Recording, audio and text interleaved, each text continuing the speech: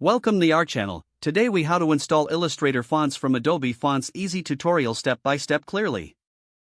To install Illustrator fonts from Adobe Fonts, start by opening your web browser. Go to the Adobe Fonts website.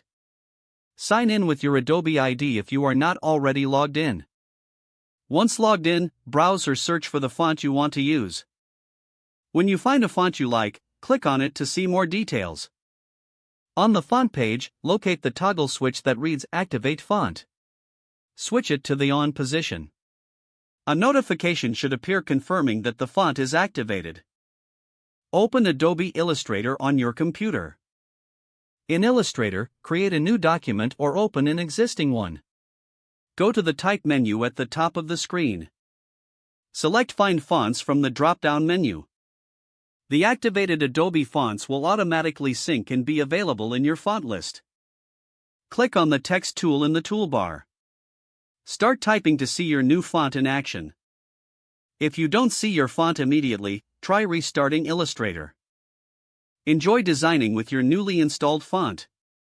If the page does not load, refresh the browser or try again in a private or incognito window. Make sure you are using the correct email address, then retype it carefully to avoid small typos.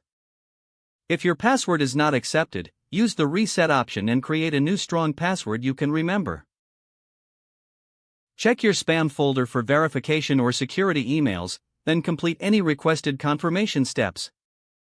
Enable two-factor authentication if available to improve account security and reduce unauthorized access risk. After signing in, review your profile details so your contact information and settings are accurate and current. If you see an error message, note it down and try again after restarting your device and internet connection. Log out when you finish, especially on shared devices, to keep your account and payment information secure. If the page does not load, refresh the browser or try again in a private or incognito window. Make sure you are using the correct email address, then retype it carefully to avoid small typos. If your password is not accepted, use the reset option and create a new strong password you can remember.